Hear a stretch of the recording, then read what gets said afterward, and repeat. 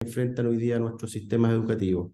Esperamos también entrar, por supuesto, ahí esa mirada, entender que la evidencia requiere monitorear los aprendizajes. Ahí queremos también mirar, por supuesto, estudios nacionales, pruebas también nacionales e internacionales, comparativas y nacionales que permitan entonces aportar a esta discusión. Destacamos, por ejemplo, el trabajo de UNESCO con el Laboratorio Latinoamericano, en lo que es el ERCE, que es esta prueba para lenguaje, matemática y ciencias. También miramos una mirada más amplia. Estamos pensando también en discutir la importancia de tener estudios comparados como el estudio de cívica y ciudadanía, por ejemplo, que también se implementa a nivel mundial y que en nuestra región, en América Latina, también hay presencia. Entonces, la idea es profundizar ahí y, por supuesto, en un tercer momento quisiéramos abordar de manera también más profunda lo que tiene que ver justamente con el fortalecimiento de los sistemas de datos, la gobernanza de datos y cómo hacemos que todo este mar, el océano de información que está dando vueltas también pueda ser utilizado de manera óptima y también desarrollar aquello que aún no está desarrollado. Yo creo que es parte como de los esfuerzos de intercambio y de aprendizaje entre unos y otros. La invitación es una invitación a construir una comunidad de práctica. Ya hemos tenido alguna experiencia en eso desde Kicks y por lo tanto las distintas iniciativas van a ir convocando a aquellos actores e instituciones que también se vean más convocados para ir creciendo juntos en este esfuerzo colectivo. Hemos dicho siempre que esto se trata de un esfuerzo que se construye entre nosotros desde los países en conjunto con los múltiples aliados y partners que están en esta conversación. Así que sin más, quería darle esta muy bienvenida. Vamos a estar 2 días, hoy y mañana, discutiendo respecto a lo que ya se ha señalado, con la experiencia nacional, con más experiencia nacional mañana. Hoy día estamos entrando desde la mirada global y mañana continuaremos entonces con la mirada específica que nos va a aportar, que nos van a aportar algunos países de la región como El Salvador, Guyana, y los países del Caribe Oriental también. Así que muchas gracias, bienvenidos y que sea una excelente jornada la de hoy y de mañana. Muchas gracias, Raúl, por tus palabras. Ahora ya, sin tardar más, vamos a dar el inicio formalmente a nuestra primera presentación del día de hoy, que se titula El papel de la investigación en la política educativa, a cargo de la doctora Nora Rebay. Nora Rebay lidera el proyecto de investigación Fortalecimiento del Impacto de la Educación de la OCDE. También participa en el proyecto Inteligencia Artificial y el Futuro de las Habilidades. Nora desempeñó un papel clave en el desarrollo de la encuesta sobre conocimientos docentes de la OCDE. Antes de unirse a esta institución, gestionó proyectos internacionales financiados por la UP sobre liderazgo escolar de la Agencia Nacional Húngara para programas europeos de cooperación en educación. También trabajó como profesora de secundaria. Nora tiene una maestría en matemáticas y una licenciatura en enseñanza de inglés de la Universidad de Eötvös, Logan, Hungría. También tiene un doctorado en sociología de la Universidad del Estado de Estrasburgo, Francia. Merci, Nora. Adelante. Thank you very much. I should have listened to that introduction in Spanish. It would have been fun, even though Muchas gracias. Debía haber escuchado la introducción en español. Hubiese sido divertido. Déjame compartir mi pantalla. Can you see it? ¿Pueden ver mi pantalla? Yes, perfect. Perfecto. Entonces, muchas gracias por invitarme. Es un honor poder estar aquí y presentar en este evento. Yo creo que el trabajo de Kicks es extremadamente importante y espero poder destacar por qué es tan importante en los próximos minutos. Entonces, como dijeron, se llama fortalecer en el OSD. Todo el proyecto, el equipo está acá, puedes verlo. Yo no estoy trabajando sola, pueden ver los nombres aquí.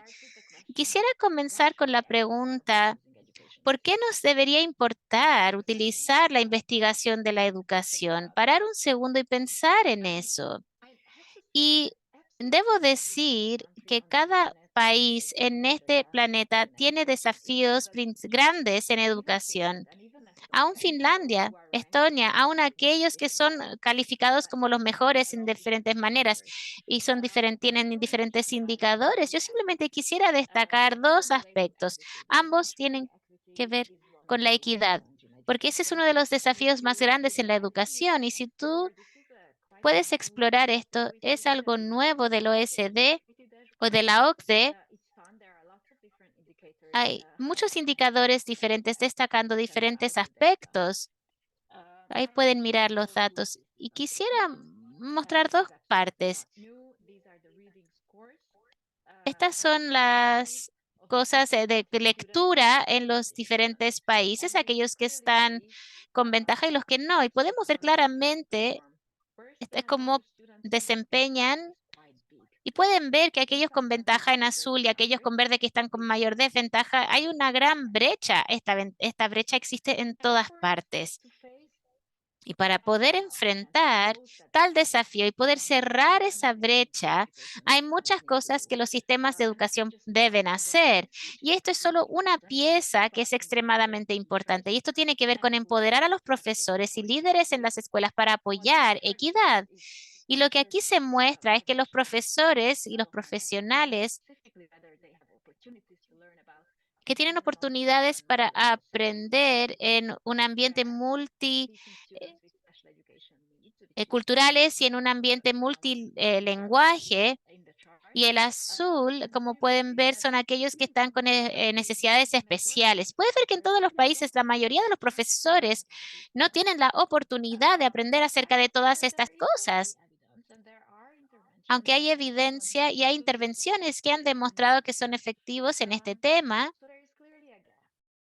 claramente hay una brecha y los profesores necesitan involucrarse y tener la oportunidad de poder participar con nueva investigación y evidencia para poder entender cómo pueden ayudar a todos los alumnos a aprender habilidades básicas y desarrollarse. También los sistemas de educación necesitan la evidencia para poder entender cómo pueden apoyar a los profesores y las escuelas. Y también hay mucha evidencia en cómo se ve el desarrollo profesional de los docentes y cómo ver esa evidencia para poder crear estas oportunidades para los docentes.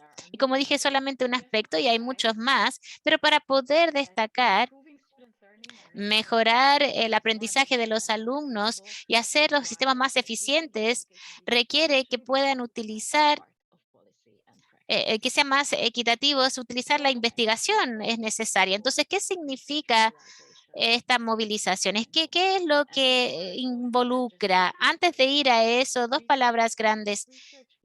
En las investigaciones, yo vi que utilizaron movilización me gustó esa palabra porque significa que el conocimiento es más amplio y tiene más conocimiento, pero en mi presentación voy a estar enfocándome específicamente en movilización de evidencia de las investigaciones.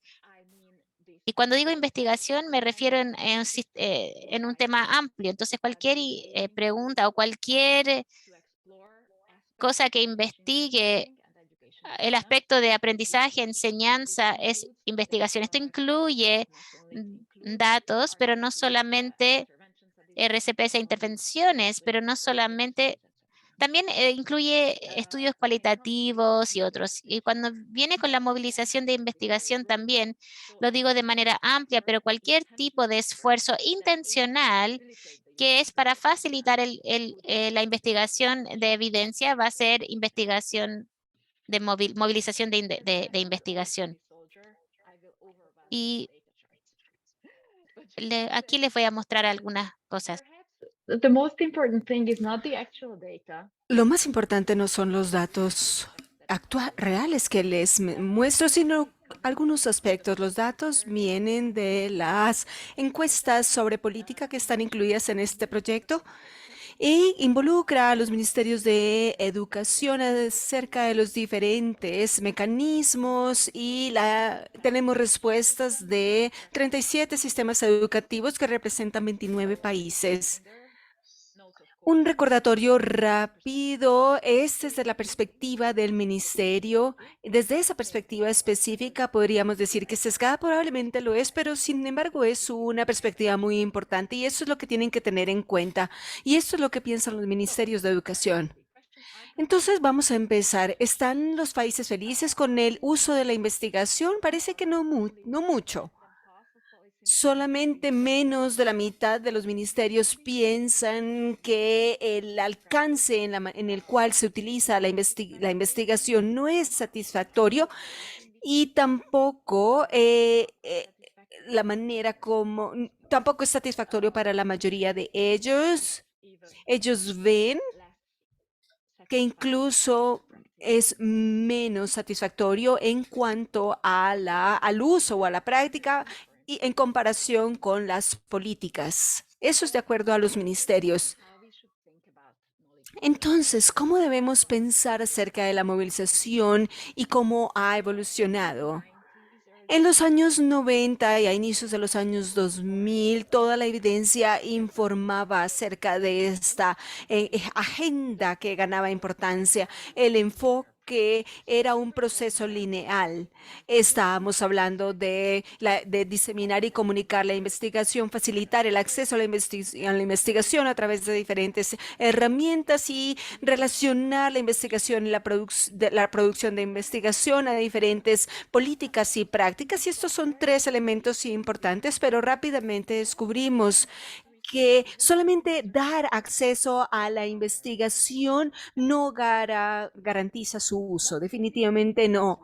Entonces lo que creamos fueron las relaciones, crear relaciones entre personas, entre los legisladores, entre las asociaciones profesionales, pero también construir la capacidad y las habilidades de aquellos investigadores, legisladores, para que pudieran comunicarse más efectivamente. Entonces, ok, las relaciones son importantes, pero no es suficiente porque hay muchas cosas en el sistema y es crucial entender cómo se pueden crear incentivos para los diferentes actores, infraestructura, mecanismos y también liderazgo estratégico y cómo se puede recompensar ese impacto. Entonces, desde la perspectiva del sistema, tenemos que pensar en esta movilización del conocimiento desde la perspectiva del sistema. No es que digamos que los tres son muy importantes. Una de las cosas que añadimos en nuestra investigación desde el ministerio es quiénes son los actores que juegan un rol en facilitar el uso de la investigación en las políticas.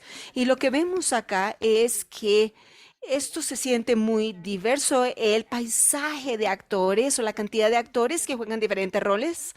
Entonces, esto es desde la política, el ministerio y todas las agencias financieras gubernamentales son actores importantes y muchos ministerios tenían unidades de conocimiento y análisis. En algunos lugares se llaman laboratorios de educación. Algunos tenían cosas muy nuevas en sus países y en otros países habían estado por más tiempo, pero aquí vemos el tipo de responsabilidad y roles y luego las organizaciones de investigación, las que están en verde, que pensaran que era muy importante su efecto en este campo, estas organizaciones de investigación que están activas, pero luego podemos ver que hay otros actores diferentes que son importantes, como las firmas consultoras, grupos profesionales, instituciones de profesores. Entonces, aquí estas agencias que tienen un mandato específico y digamos que John Kay puede ser un ejemplo básico para esto. Estas agencias no existen en todos los países y existen en la mitad de los países y en algunos de ellos no se veían como activas por los ministerios, quizás porque ellas eran muy nuevas u otra razón. Este es un paisaje muy diverso en el que debemos considerar a los diferentes actores. Claramente, la movilización de investigación es algo complejo y el uso mejorado de la investigación requiere una actividades de todo el sistema. Entonces, ¿cuáles son los ingredientes clave para esta movilización de la investigación? Empecemos con lo básico, con la parte lineal, con los ingredientes lineales. Lo primero, necesitamos investigación asequible y relevante. Aquí vemos desde la perspectiva de los ministerios en los diferentes tipos de investigación. La buena noticia es que la mayoría de los ministerios piensan que los diferentes tipos de investigación son relevantes y en términos de asequibilidad hay espacio para mejora. Cerca del 60% de los ministerios piensan que estos tipos de investigación son asequibles y casi no tan asequibles, pero sí son asequibles, algo que puede mejorarse. En cuanto a los mecanismos que funcionan en los diferentes países, el que más ha reportado es el de financiación, que está en la parte de abajo, donde tenemos el 70% de proporcionalidad entre la política y la práctica. Eso es una buena noticia. Resumir y diseminar los hallazgos de investigación tiene una menor proporción. Cuando se trata de identificar a los legisladores en términos de investigación o identificar brechas de investigación, aquí tenemos la mitad. Entonces, esto pasa en muchísimos lugares y podemos ver que esto se refleja en las barreras. La mitad de los que respondieron reportan que hay falta de investigación relevante y esta es una barrera importante. En cuanto a las políticas y el bajo acceso a este tipo de investigación, la calidad no era una preocupación, como se ve. Vamos ahora a la parte relacional. Los proyectos que impulsan la interacción entre los actores para facilitar el uso de la investigación en políticas y en la práctica, en casi todos los países, ellos tienen este tipo de proyectos que impulsan la interacción o que favorecen la interacción entre la política y la práctica. Y en cuanto al desarrollo de capacidades y habilidades en cuanto a la política y a la práctica, y eso está menos presente. Y pueden tener proyectos, pero si no tienen las habilidades y la construcción de capacidad detrás de ellos puede ser un problema. Y cuando vemos las barreras, se ve que los bajos niveles de habilidades y capacidad para utilizar la investigación, la falta de oportunidades de aprendizaje y la falta de relaciones entre los diferentes actores. Esto es parte de muchos de los proyectos. Por supuesto. Aquí me gusta enfatizar que esto está reportado por los ministerios de educación. Ellos se ven a sí mismos como portadores de esas habilidades, como los que tienen esas habilidades. Veamos ahora un poco más en detalle en diferentes aspectos. Identificamos tres tipos de capacidades principales. La primera es acerca de la evaluación de la calidad de la investigación en educación y entender y interpretar la investigación en educación, encontrar y acceder a la investigación para las necesidades. La mayoría de los países dicen que cumplen con estos puntos. Para mí, un poco en la práctica, ese 55% es un poco menos, pero aparentemente los profesores no tienen estas habilidades básicas. La otra es acerca del uso de la investigación, traducir y aplicar la investigación educativa para resolver problemas en su contexto, para comunicarse con sus pares. Y el número 3 se trata de la producción de investigación, formular necesidades de investigación y poner en práctica esas investigación y supervisar la producción de la investigación y codiseñar y conducir la investigación con los investigadores.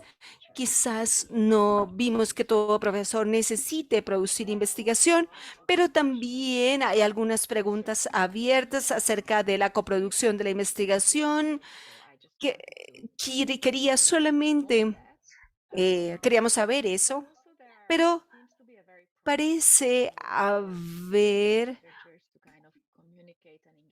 algo promisorio entre los profesores y los investigadores para desarrollar asociaciones porque parece facilitar el compromiso de los profesores en este tipo de investigación. Veamos ahora la parte de los sistemas, los mecanismos y barreras. No hay sorpresas acá. Estos son los que menos se reportan. Solamente algunos países tienen un enfoque sistemático sobre esto, en donde se monitorea el impacto de la investigación, donde la investigación, la ley, las guías promueven el uso de la investigación. En solamente algunos sistemas, digamos en Suecia, es parte de la ley que los profesores deben estar involucrados en la investigación. Y también una estrategia del sistema para facilitar el uso de la investigación. Solamente se utilizan algunos sistemas y de nuevo no hay sorpresas. Este tipo de barreras sistemáticas fueron las que se reportaron en mayor parte en diferentes países. La falta de recursos, la falta de mecanismos, la falta de voluntad política, también la falta de tiempo, que es algo muy importante. Si queremos que los legisladores se involucren en la investigación con los profesores, ellos tienen que asignar tiempo para ello.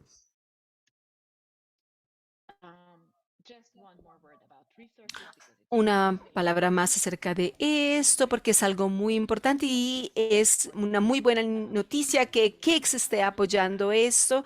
Quizás KICS necesita dinero, pero también diferentes tipos de recursos, software, infraestructura, recursos humanos, liderazgo, dinero y también el tiempo adecuado para acceder a este tipo de resultados en la investigación. Y estas son las más escasas en el mundo. Y esto es algo que creo que es muy importante acerca de desarrollo de una cultura en el compromiso con la investigación. Y al desarrollar esa cultura se necesitan aspectos como la motivación. Es interesante y prometedor ver que la mayoría de los países reportan que la motivación está allí, que la investigación en educación es importante para la política y la práctica, que los legisladores quieren utilizar esa investigación y que hay una voluntad política para ello. Cuando se trata de la voluntad, ellos están intentando nuevas formas de integrar esta investigación, construir nuevas habilidades y estos son muy importantes para los sistemas. Yo creo que una muy importante es la que vemos en la parte de voluntad. Los legisladores y los profesores que quieren utilizar nuevas formas de integrar la educación, dejar las preconcepciones. Es difícil para los seres humanos desafiar nuestras preconcepciones, incluso cuando nos equivocamos en algo. Entonces, creo que esto es una habilidad muy importante de aprender, pero aquí nos muestra la pregunta. Y la tercera parte para mí es un punto alarmante. Este es el aspecto de la calidad en cuanto a las relaciones y lo que vemos es que tenemos un alto nivel de confianza en la investigación entre los legisladores y los que la aplican, pero en muchos sistemas no hay un alto nivel de confianza. Incluso entre los investigadores y los legisladores no existe en todas partes esa confianza y los legisladores no necesariamente tienen una comprensión común de la investigación en educación y su uso, y por lo tanto estas son condiciones importantes para facilitar el uso de la investigación, pero también estas condiciones se desarrollan a través del tiempo, a través de la asociación y las relaciones. En general, vemos que hay muchos mecanismos que los países reportan que facilitan el uso de la investigación, pero hay algunas barreras claves que se mantienen. Algunos mecanismos todavía están pendientes, algunos pueden ser no efectivos o insuficientes o no están bien coordinados al nivel del sistema. Y esto es algo de nuevo. Para iniciativas como las de KICS es algo muy importante porque ustedes pueden jugar un rol de coordinación que es muy importante. Entonces, ¿cómo avanzar desde acá? Entonces tenemos algunos vacíos en la movilización del conocimiento. Hemos visto en un campo intermediario, es diverso, donde hay diferentes actores que desarrollan diferentes actividades. Entonces, pues, para caracterizar la movilización del conocimiento a través de diferentes organizaciones, eso hace falta. Lo otro que vemos acá es que sabemos poco acerca del impacto y la efectividad de las actividades de movilización del conocimiento y debemos entender el alcance del trabajo de los intermediarios, el impacto y los desafíos que ellos enfrentan. Esto tiene que ver con el proyecto que estamos llevando a cabo en la OCDE y hace poco lanzamos una encuesta donde queremos recibir algunas respuestas a esta pregunta. Entonces, 4 países de estos, y para estos participantes, ¿cómo se puede avanzar? En nuestra junta tenemos una persona de un país muy importante que dijo que al comienzo de este proyecto era un proyecto muy importante y quería una lista de confirmación. Y quería que le dijéramos qué debía hacer en su país de acuerdo con ese checklist. Y esto me dio un poco de dolor de cabeza por la complejidad, porque a veces no hay checklist, no hay una lista de chequeo. Pero intenté algo para reemplazar esa lista. Al costado izquierdo de esta columna ustedes pueden ver diferentes tipos de actividades de movilización de conocimiento. Esto incluye generación de investigación y su síntesis, su publicación y su compartir con los demás, construcción de capacidades, desarrollo organizacional, el apoyo de ministerios, escuelas, organizaciones para integrar de mejor manera los resultados de la investigación en su proceso, apoyar intervenciones en un proceso, digamos, un país quiere reformar su currículum, entonces apoyar esa evidencia en el currículum y la última es la evaluación y el desarrollo del sistema. Entonces, esto es algo que se puede que ha sido desarrollado por mi equipo. Creo que es un buen inicio para pensar en la movilización del conocimiento. Y lo que vemos que pensar es quién hace qué, quiénes son los actores.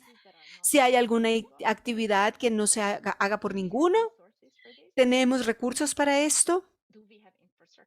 ¿Tenemos la infraestructura para todas estas actividades? ¿Tenemos liderazgo para hacerlo y los incentivos? Esta es una sugerencia de un tipo de mapa que podría ser desarrollado para empezar a pensar en cómo podemos mejorar o lo que ya está allí o lo que va a llegar.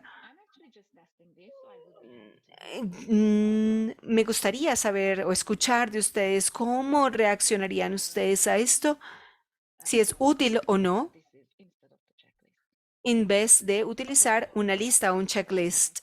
Con eso me gustaría darles las gracias y aquí tenemos algunos reportes que hemos publicado recientemente y estoy acá por si ustedes tienen alguna pregunta. Muchísimas gracias. Muchas gracias, Nora. Voy a hablar en español, la interpretación que está en el Zoom. Muchas gracias por tu presentación. Muy interesante lo que nos planteas, también muy concreto lo que nos propone en esta lista. decirle a los asistentes y a las asistentes que pueden escribir sus preguntas en el chat, y al final tendremos un espacio de preguntas y respuestas con todos los exponentes. Agradecer nuevamente y solo recalcar, muy interesante el punto en la articulación que propones entre los investigadores y los profesores, ¿no? Y los docentes, que haya esta conversación entre ellos. No necesariamente el docente tiene que ser investigador, pero también es muy importante que entienda los fundamentos básicos de la investigación para que también pueda transmitirlo, con el sentido también de empoderar al docente, que bien lo decías también en tu presentación, y lo fundamental de identificar a los actores, ¿no? A los actores claves y todos los tipos de actores que pueden apoyar en el uso de la investigación en las políticas educativas, también creo que son elementos claves. Muchas gracias nuevamente, Nora, y al final vamos a retomar las preguntas del público. Ahora, y en función y en honor al tiempo, vamos a pasar a nuestra segunda presentación, que se titula Abordar la brecha entre conocimiento y acción, atendiendo mejor las necesidades de evidencia de los responsables de políticas educativas, que está a cargo de la doctora Susan Grant-Lewis. La doctora Susan Grant-Lewis trabaja en la mejora de las oportunidades educativas a través de la política y la planificación. Actualmente trabaja en Education.org. Fue directora de IP UNESCO entre el 2014 y el 2021. Cofundadora del International Education Funders Group, coordinadora de la Fundación Partnership for Higher Education in Africa y miembro del cuerpo docente de la Universidad de Harvard entre 1997 y 2006. Y tiene un doctorado en la Universidad de Stanford. Adelante, Nora. Susan, muchas gracias.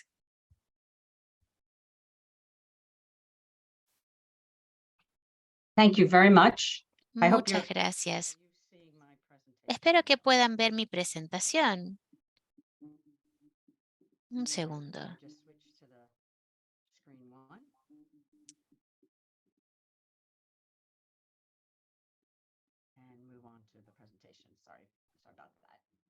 Pido disculpas, voy a abrir la presentación ahora. Muy bien. Confío que ahora no ven mis apuntes y solamente pueden ver las láminas, espero. Muchas gracias. Bueno, quisiera agradecer a cada uno, a GPE, IRDC y otros por esta oportunidad, y con este grupo Kick-Slack por el uso de evidencia, en especial en cuanto a los cambios institucionales. También es un privilegio poder compartir este escenario virtual con Nora y con John. Muchas gracias. Entonces quisiera ver los siguientes 5 puntos. La mayoría de ustedes no saben nada acerca de education.org. Claramente debido al público, pero quisiéramos hablar que se llama esta brecha de saber hacer. Y también queremos compartir con ustedes en cuanto a el uso de evidencia, las necesidades y los usos de evidencia para los que crean políticas. Y también quisiera ver cómo ampliar las fuentes de la evidencia que es utilizada por todos nosotros, y terminar con una presentación breve de dónde vamos nosotros hasta el 2028 y cerrar con una invitación para poder participar con nosotros. Entonces, primero, somos una iniciativa sin fines de lucro independiente que tenemos 3 años y podemos ver evidencia de acceso y uso con el enfoque de nuestro trabajo. Nuestra misión está en el acceso y el uso de evidencia que definimos ampliamente. Y es importante notar que nosotros no nos involucramos en la generación de investigación, sino que queremos ser un disruptor constructivo que puede sacudir y desafiar el conocimiento actual. Y tenemos un Education Evidence Pathway que llamamos, que voy a compartir con ustedes en unos minutos más. En 2020 comenzamos nuestro trabajo, el conocimiento de... queremos ver las necesidades de los líderes de la educación con un enfoque en los ministerios de educación. Y hicimos una revisión de unos 45 organizaciones globalmente, llevado a cabo con más de 80 entrevistas con líderes del sector de la educación, y concluimos que la brecha entre lo que nosotros sabemos y lo que realmente hacemos está en el corazón de nuestra crisis de aprendizaje. Para poder avanzar el uso de evidencia en educación, y si lo llamamos white paper, papel en blanco, y decimos que no es la falta de nueva investigación que es el obstáculo para progresar, sino el fracaso de poder utilizar lo que ya sabemos.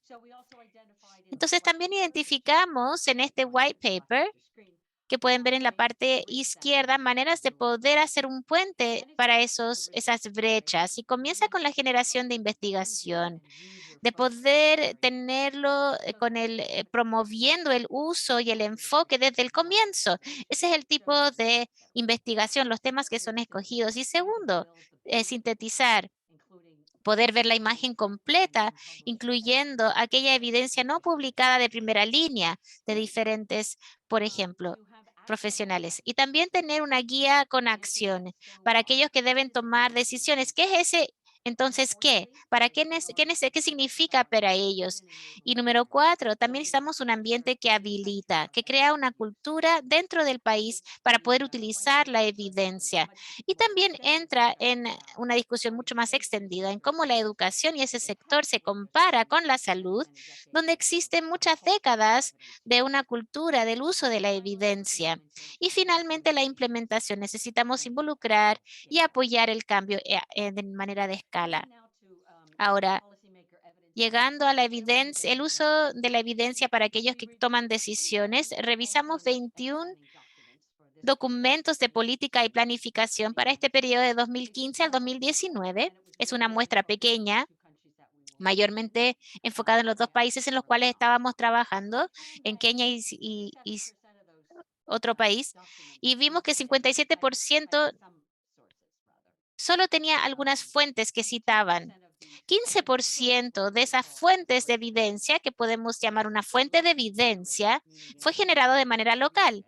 O sea, estaba dentro de la región, mayoritariamente de países individuales, pero 27% de esos eran regionales.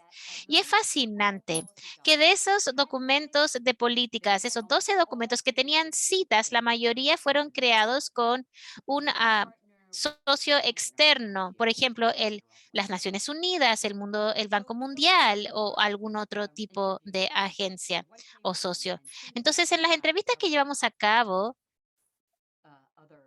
y hemos tenido diferentes comentarios que hemos encontrado, pero aquellos que toman decisiones o crean políticas dependen de los documentos del gobierno y datos que también están dentro de otros ministerios a veces, que eso también se vio mucho durante COVID. Y ellos dicen que utilizan a lo que pueden tener acceso rápidamente y fácilmente. Solo utilizan fuentes que pueden confiar, que son creíbles. Nuevamente, lo que decía Nora previamente en cuanto a los países de la OCDE. Y tampoco utilizan fuentes académicas de élite, si es que no hablan de la élite, perdón, si es que no hablan con ellos. Ni siquiera los miran si es que no hablan con ellos. Entonces, ¿qué es lo que quieren realmente aquellos que crean políticas? Quieren reportes escritas de aquellos que deben tomar decisiones, no de investigadores. Quieren análisis que mira hacia adelante, que no mira hacia atrás. Quieren estudios que encajan con las prioridades del gobierno, no con las prioridades de los donantes. Y esto está amarrado a este tema de la confianza. Hay mucha preocupación de aquellos intereses invertidos en la investigación que se lleva a cabo del punto de vista gubernamental o del gobierno para que no haya una agenda sesgada por diferentes agendas. Y también quieren fuentes que puedan confiar en cuanto a los intereses que ellos tienen. También quieren fuentes que puedan cubrir el mundo real como contribuciones de primera línea, especialmente cuando es su propio país o región. También quieren evidencia que está dentro del contexto, que sea relevante contextualmente hablando, que se pueda usar de manera accionable, también acceso más fácil a estudios y reportes y también a herramientas tecnológicas para permitir datos. Y también en algunos países tener datos dentro de un ministerio es bastante difícil.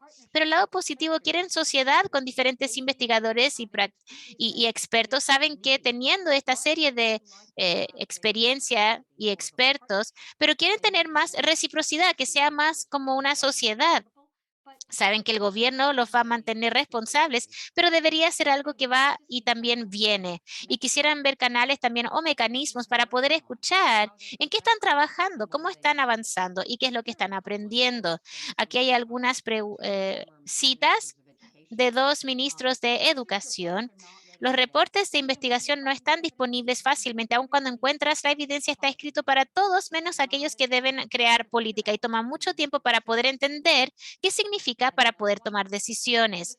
Otro dice, muchos de los estudios muestran una falta de alineamiento del financiamiento del donante con las transiciones gubernamentales y muchas veces ese trabajo está basado en prioridades previas. Entonces, el reclamo es que los donantes no se mueven lo suficientemente rápido cuando hay un cambio de gobierno o en cambio en la prioridad del gobierno. Entonces, lo que hemos estado aprendiendo en cuanto a los que toman decisiones en la educación, en especial aquellos en gobierno, ha influenciado el modelo que estamos utilizando para desarrollar esta síntesis de evidencia. Así pueden verlo.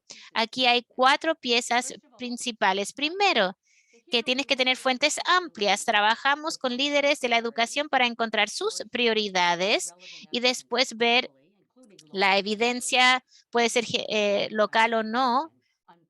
Tal vez no ha sido publicado. Hay literatura que se llama literatura gris. También ocupar eso. También queremos que sea rigurosamente sintetizar la información para tener una imagen coherente y crear esta imagen coherente de tanta información, no solamente por propósitos metodológicos, porque muchas de estas fuentes no son investigación, sino para poder ver la calidad, relevancia y contexto para poder llegar a unas conclusiones claves. También desde ahí generar insights o información, ponerlo de manera en lenguaje fácil de entender, con información fácil de usar y tomar acción, ya sea a nivel nacional o global, para las políticas, los planes y las inversiones.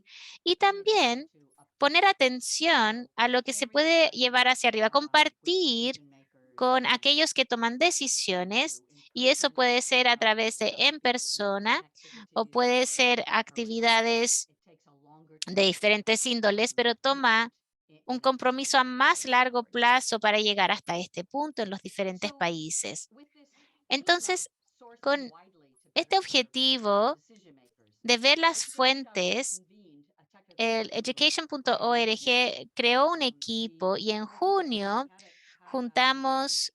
tuvimos una reunión con uno de nuestros socios, UUS8, y el propósito de este grupo internacional que está trabajando continuamente, y Jonathan es un miembro activo de esta organización, International Working Group. Primero queremos construir sobre esto lo que ya existe. Ya existen diferentes guías y queremos desarrollar nuevos sistemas rigurosos para aquellas fuentes no tradicionales que podemos encontrar que ayudan mucho a aquellos que deben tomar decisiones en el área de educación. Y desarrollar una guía para clasificar, porque la literatura gris o estas otras fuentes es un gran universo. ¿Cómo lo clasificamos? Entonces, aquí estamos mirando qué tipo de propósitos analíticos. Si tú tienes una pregunta analítica, ¿qué tipo de fuentes puedes buscar? ¿Y cómo puedes mapearlo de esa manera? Como si estás tratando de entender barreras para la implementación. Sí, puede que existan algunos artículos externos que han salido, pero que en cuanto de los reportes de implementación de programas que normalmente no son publicados. La segunda parte tiene que ver con cómo encontrarlo, cómo tener acceso a estas fuentes. La literatura gris es difícil de acceder, por eso se llama gris. Y queremos hacer que sea un poco más fácil para aquellos que producen conocimiento de poder tomar el esfuerzo para poder enriquecer las fuentes que están ocupando. Y finalmente también la guía entrega la sugerencia de cómo poder utilizar estos. Estos muchas veces se publican localmente. Esto incluye aquellos que están en el ecosistema de evidencia nivel global o regional y tienen diferentes roles. Entonces tienes aquellos que crean políticas, investigadores, sintetizadores, aquellos que están participando, expertos o los fundadores. Y podemos ver, tenemos 27 organizaciones y hay 9 países africanos que están involucrados. ¿Y quién va a utilizar esta guía? Bueno, los que estamos mirando no son aquellos que normalmente se utilizan como el ministro de Educación, sino que aquellos que producen conocimiento, los investigadores, los asesores, aquellos en gobierno que hacen análisis para poder ampliar la perspectiva y hacer que sea mucho más fácil para ellos. Debatimos una cantidad bastante considerable de por qué es importante expandir la cantidad de evidencia disponible. Y hay muchas razones, porque hay una demanda de aquellos que toman decisiones, en especial aquellos que tienen que crear políticas. Debemos reconocer lo que se utiliza y cómo la política se crea. Segundo, decimos,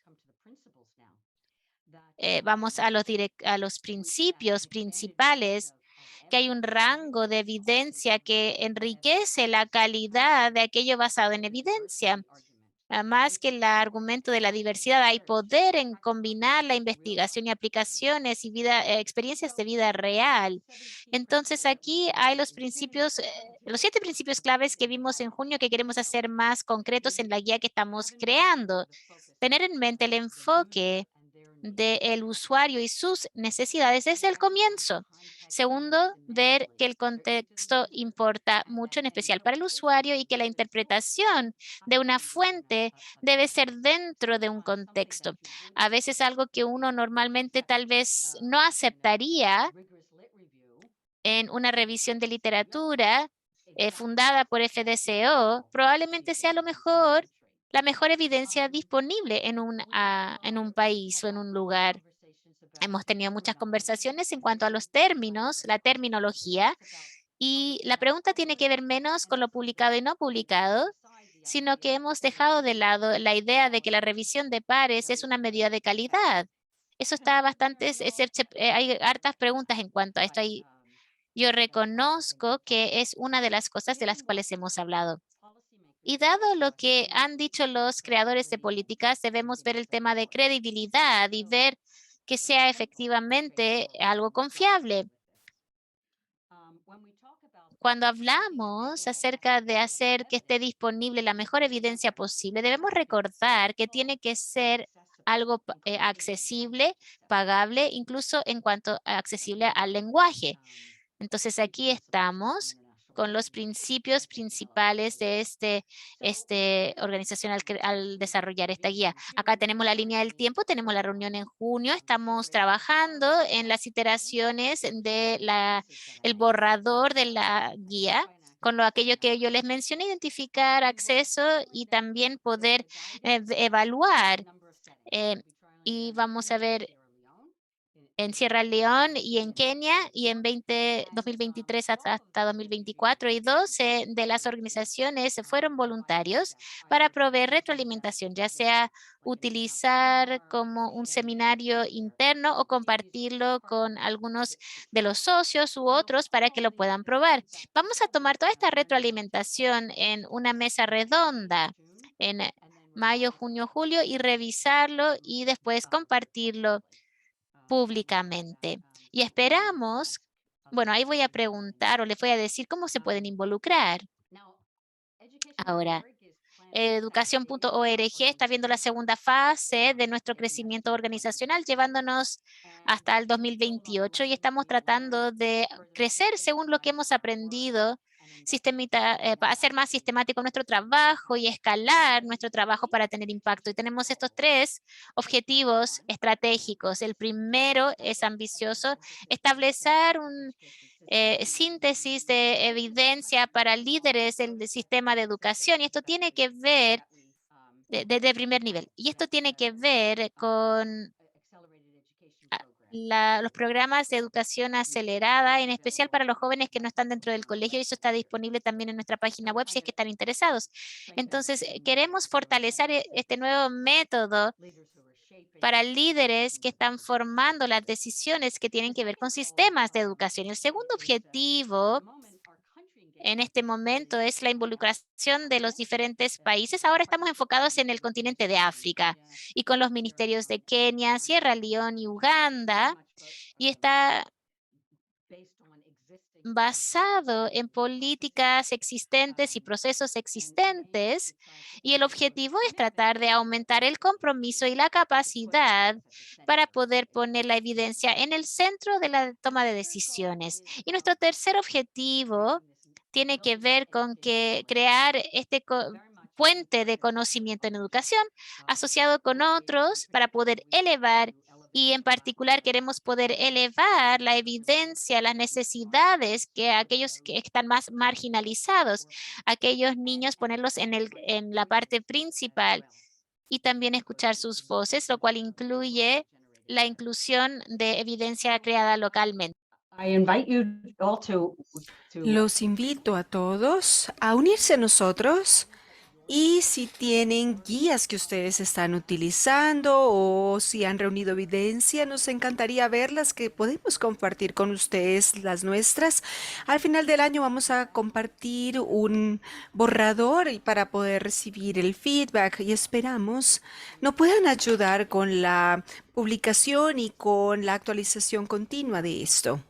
Vamos a parar acá y muchísimas gracias.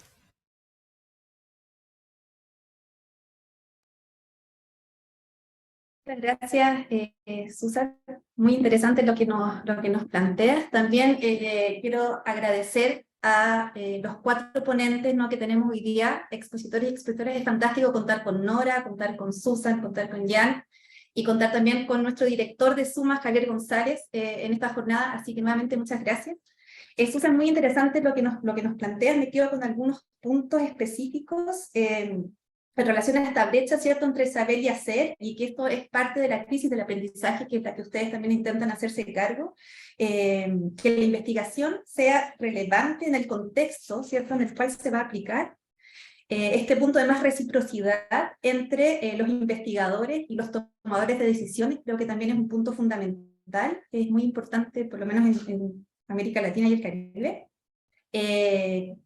Pensamos también que la guía es un elemento fantástico para trabajarlo, y fortalecer el acceso a la literatura gris también es un punto muy interesante, porque es verdad que es difícil acceso, que muchas veces es como una fuente más secundaria, pero que es muy importante tenerla presente para las investigaciones que se realizan. Así que, nuevamente, muchas gracias por tu intervención. Recordar que va a haber un espacio para las preguntas, así que pueden ahí escribirlas en el chat, todas sus preguntas, felicitaciones o lo que quieran I compartir. forgot to say that, yeah, just wanted to add, I failed to say, Suma, both Quiero decir, Suma, Raúl y Javier son miembros activos en este grupo internacional de trabajo, y les quiero agradecer por su compromiso. Muchísimas gracias. Gracias, Susan. Vamos a continuar entonces, en honor al tiempo, nuestra tercera presentación, que se titula Integrar la evidencia en los sistemas escolares, a cargo de Jonathan Kay. Jonathan Kay es responsable del trabajo de síntesis de evidencias del IEF, incluido el kit de herramientas de enseñanza y aprendizaje, un portal de evidencia utilizado por el 70% de los líderes escolares en Inglaterra. John ha estado en el IEF desde el 2014 desempeñando varias funciones, incluida la dirección del equipo de políticas y la publicación de informes de evaluación sobre ensayos controlados aleatorios financiados por el IEF. Antes de estar en esta institución, trabajó en el National Education Trust y en un proyecto de investigación sobre el uso de mensajes de texto para aumentar la participación de los padres. Es miembro honorario de la Universidad de Durham. Muchas gracias, John, y adelante.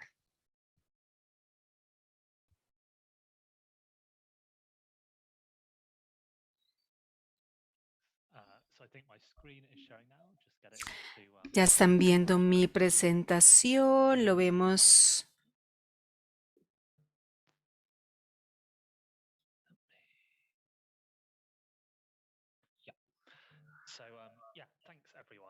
Muchísimas gracias a todos. Lo que voy a mencionar se basa también en lo que Nora y Susan dijo, espero no contradecirnos, y es parte de la alineación que estamos viendo acá. Vamos a hablar esencialmente de un estudio de caso de cómo poder utilizar la evidencia en el sistema educativo en Inglaterra. Es algo que hemos hecho en los últimos años, un poco acerca de EEF, Education Endowment Foundation. Tenemos diferentes asociaciones muy poderosas con diferentes entes. También hemos tenido una muy buena relación con los legisladores. Y lo que hacemos son 3 actividades que quieren cerrar los vacíos entre diferentes sectores educativos en Inglaterra. Se trata de la síntesis, cómo trabajamos con la evidencia y hablamos con los legisladores, y hemos hecho muchísima investigación para poder responder estas preguntas.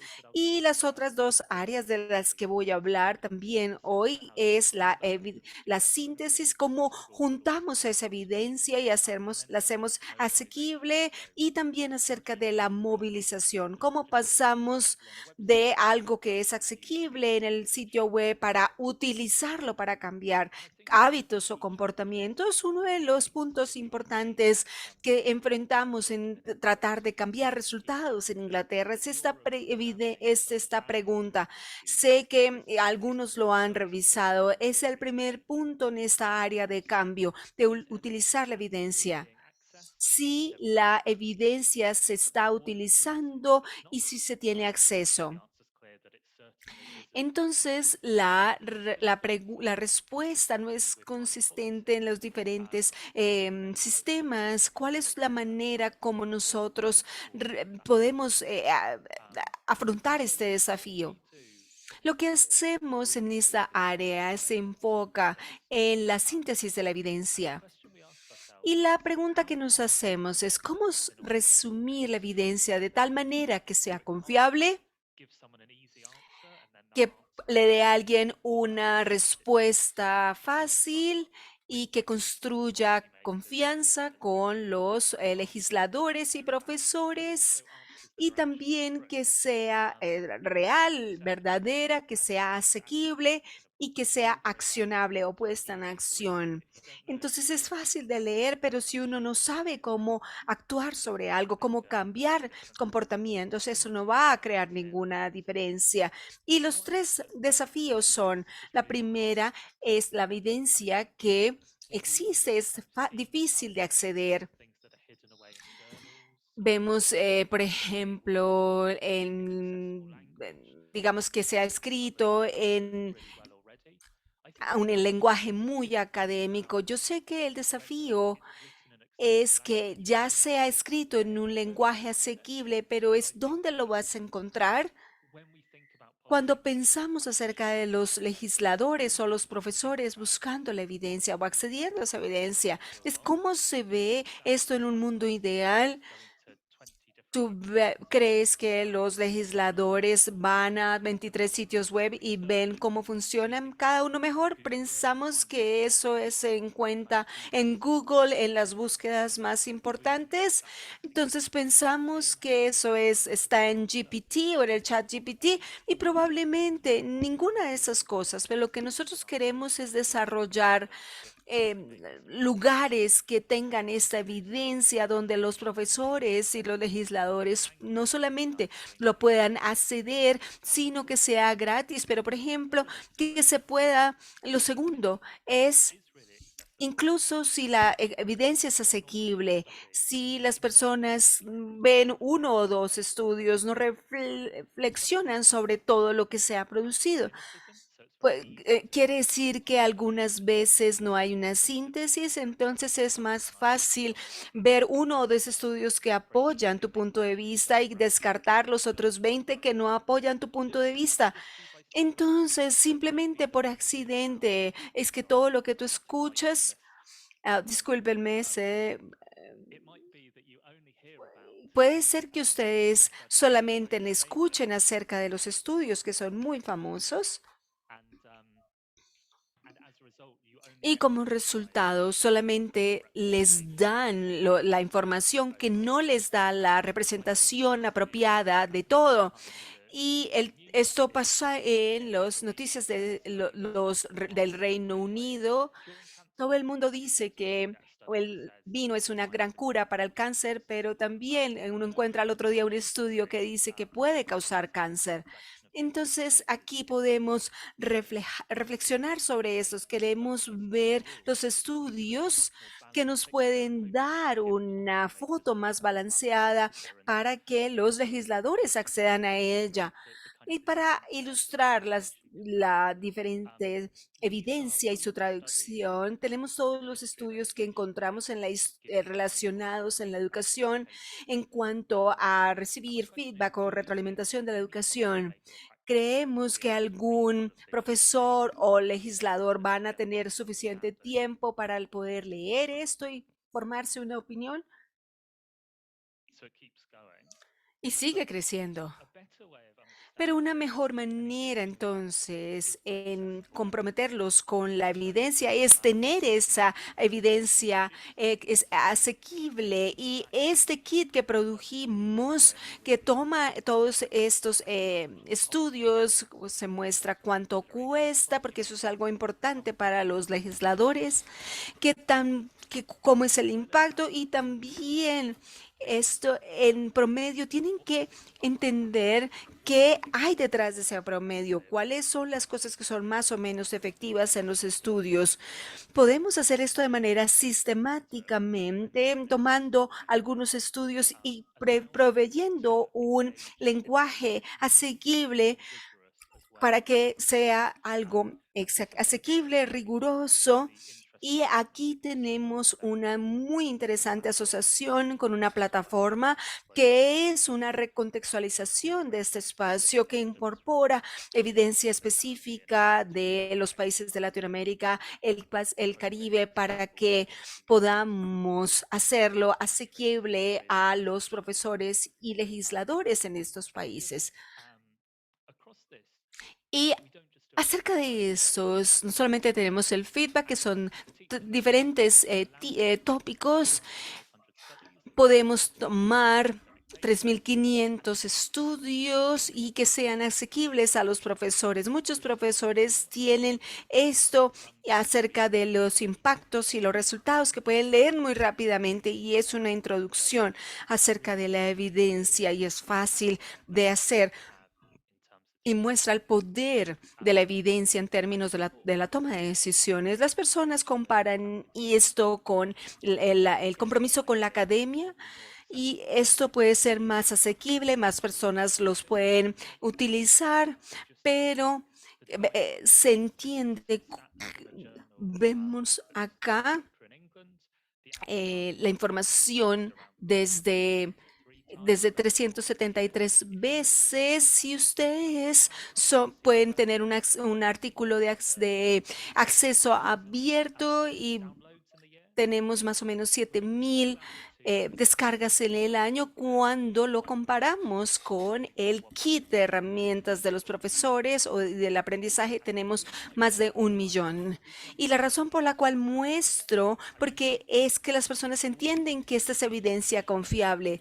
Es importante ver la magnitud de lo que estamos hablando. Esto no es el doble ni el triple, es muchas veces más, es mucho más alto. Entonces, si vemos que la asequibilidad sea prerequisito, y eso se traduce en algo de alta calidad que necesita ser una condición de este tipo de acceso a esta evidencia.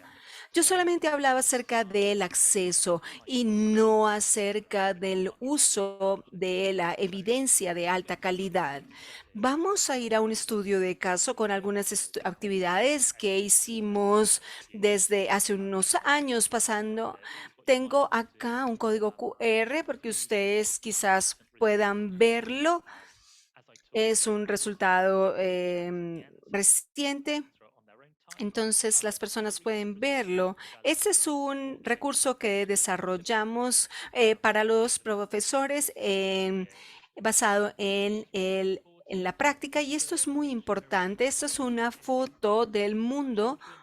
Incluye niños con algunos desventajas, con un que lo hacen mal en cada uno de los resultados, digamos, hablar, diferentes habilidades, incluso crear cosas con materiales o incluso construir relaciones, todas las cosas que se ven. Entonces, la evidencia intenta solucionar o resolver ese vacío.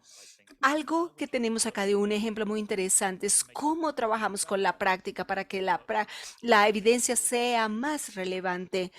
Y específicamente estamos hablando las interacciones con la práctica junto con los legisladores. Los legisladores son una parte de la de la ecuación.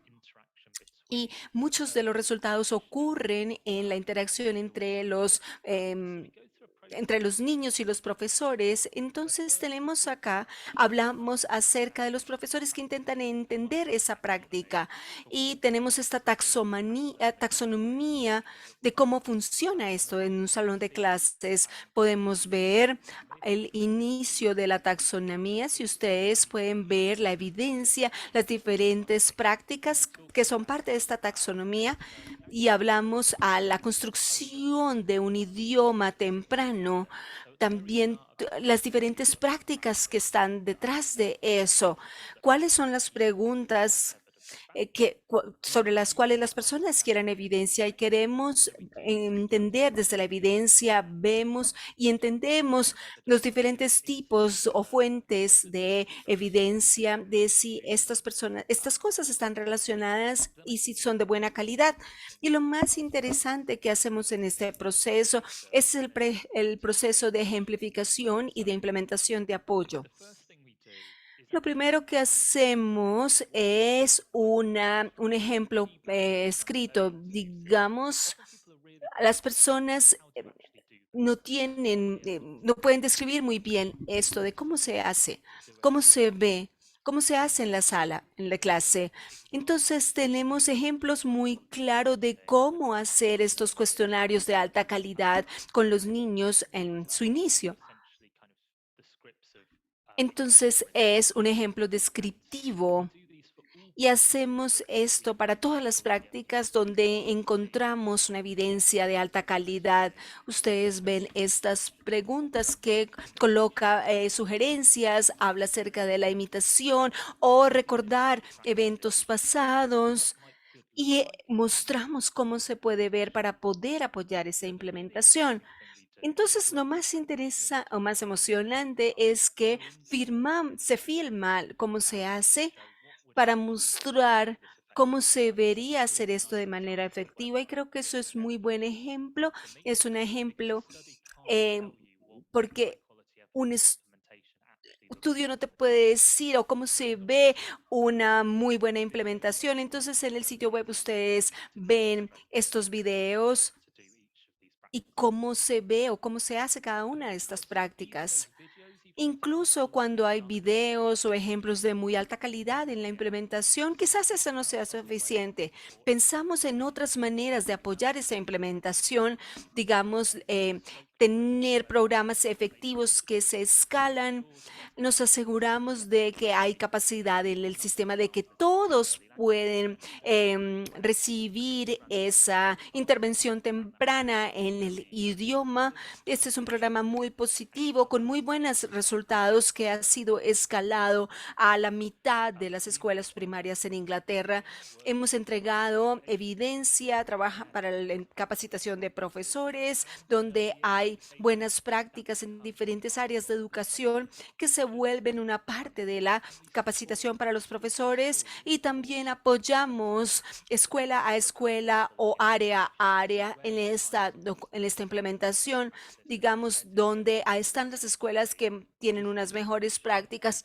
Apoyamos que ellas puedan compartir sus prácticas con los vecinos porque ellos van a poder escuchar a esas escuelas para poder no solamente entender lo que dice la evidencia, sino cómo aplicarla. Y también trabajamos con legisladores, no solamente con las escuelas, y tenemos financiamiento adicional donde hay un mandato que muestra que la justificación para ese gasto de fondos se basa en evidencia de muy alta calidad. Entonces, muchas de esas se utilizan para apoyar esa toma de decisiones. Entonces estoy ya casi en el tiempo, pero en términos de conclusiones, apoyar el uso de la evidencia en las escuelas requieren que la evidencia esté disponible, sea asequible y se pueda accionar. Hay diferentes ejemplos de que hablan a los profesores y a los legisladores de cómo esto es algo significativo para las escuelas. Necesita entender el proceso. Lo más importante es entender qué es lo que hacen los profesores, dónde tenemos que resumir esa evidencia, y los cambios a largo plazo en comportamientos requieren muchos caminos, trabajando con la capacitación de los profesores, con los legisladores para que entiendan la evidencia, para que puedan establecer estas áreas. Y al tener estas tres cosas, tenemos la posibilidad de hacer un cambio real. A la derecha ven algunas de las estadísticas que hemos tenido en nuestro sistema. Una de las que estoy muy orgulloso es que el 90% utilizan los recursos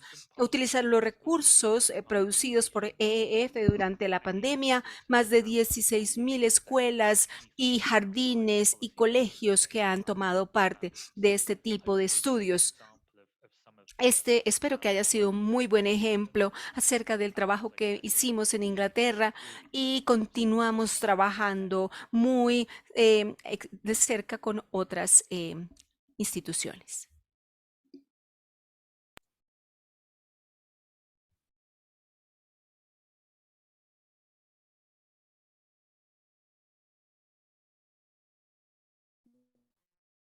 Gracias.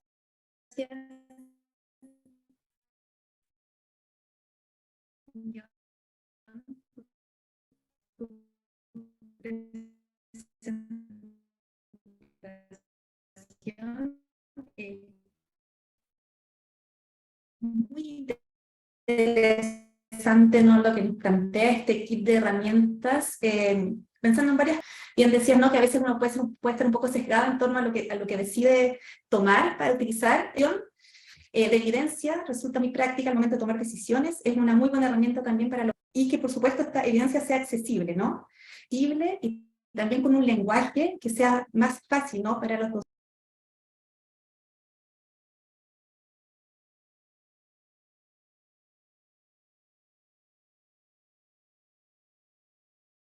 Me parece que se cayó la señal de Marcial, sí. Ahí volviste, Marcial.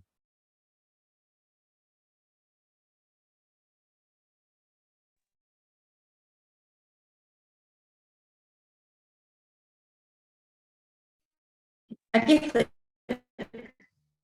¿Sí? ¿Me escuchan? ¿Sí? ¿Todo bien?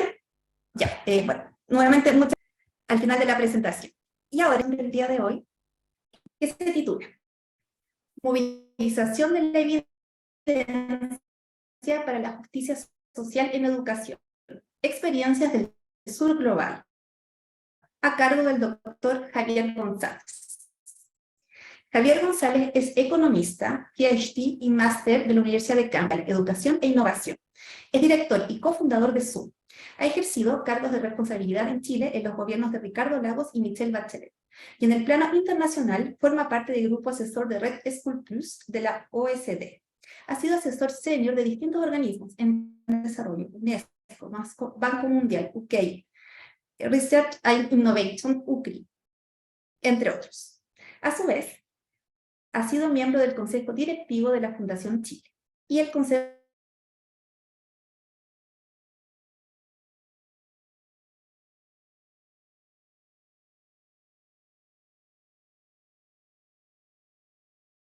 ¿Aló? Se cayó nuevamente Maciel. Consejo Asesores de UNESCO, Corfo. Adelante, Javier, muchas gracias.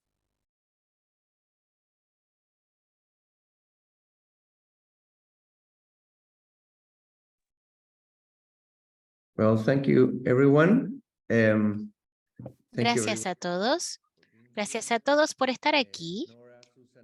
Nora, Susan, John en especial, por estar con nosotros en este webinar tan importante que tiene que ver con la importancia de la evidencia y cómo impactar a través de evidencia a las diferentes políticas, en especial en este momento importante después de COVID, en el cual no solo debemos verlo, sino que transformarlo. Mi presentación, mis láminas están en inglés, sin embargo, voy a estar hablando en español para poder tener un juego justo para todos los que están escuchando dentro de nuestra región.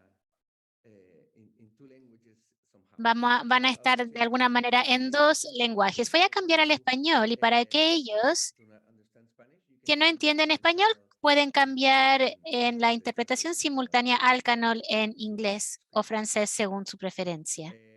Bueno, muchas gracias, como decía, a todos y todas por estar presentes en esta importante reunión y presentaciones que hemos tenido, tanto de la OECD, ¿no es cierto?, como education.org, y también el Education Endowment Foundation, un largo y antiguo socio nuestro en esta importante tarea de promover la evidencia para mejorar nuestras políticas públicas en general.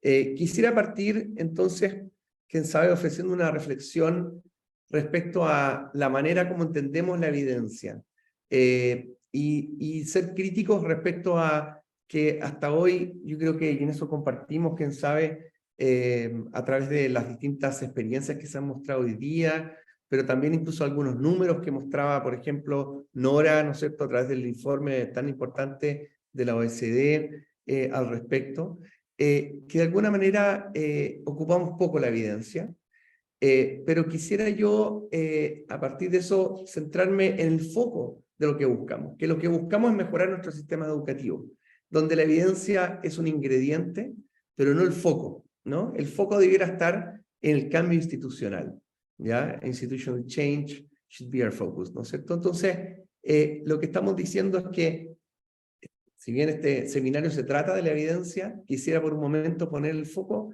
en que lo que buscamos al final del día es tener una mejor educación. Cuando decimos mejor educación, una educación de mejor calidad, más equitativa e inclusiva, por cierto.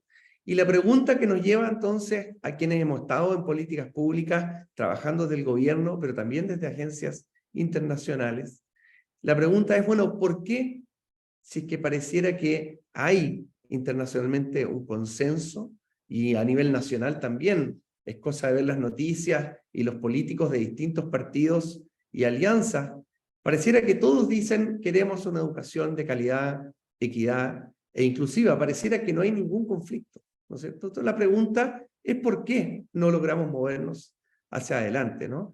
¿Por qué es tan difícil entonces hacer las reformas que parecieran que la evidencia muestra que son las que hay que hacer, ¿no?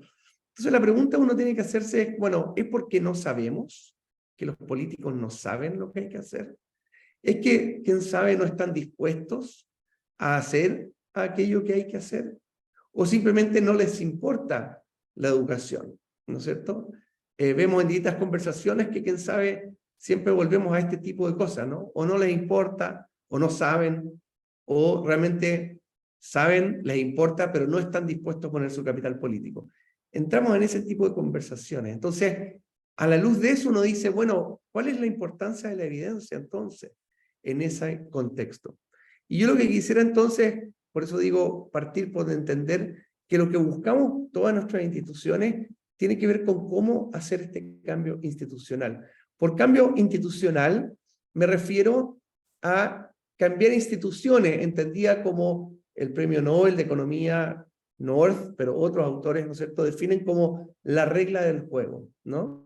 The rules of the game, ¿no es cierto? Es decir, Cuando digo instituciones no me refiero a organismos, me refiero a las reglas tanto formales como informales que regulan nuestra interacción social, ¿no es cierto? Las reglas formales, me refiero a nuestra Constitución, muchas de ellas que están en reforma continua, o en algunos países, en América Latina últimamente, muy activamente en discusión, pero no solamente las constituciones, sino que las reglas, me refiero por nuestras leyes, normas principales que regulan el sistema educativo, tanto para los estudiantes, qué pasa con los estudiantes, quiénes tienen derecho a estar en la educación, quiénes tienen derecho a ser profesores de la educación, en qué contexto se trató las reglas que nos norman, pero también no solamente las reglas formales, sino que las reglas informales, que tienen que ver con muchas en cómo nos comportamos dentro de la sala de clase, en cómo interactuamos, ¿no es cierto?, dentro de una comunidad educativa. Esas distintas capas de reglas formales e informales es a lo que me refiero cuando digo cambio institucional. ¿Cómo hacemos que esos cambios y esas regulaciones que son visibles o invisibles, formales o informales,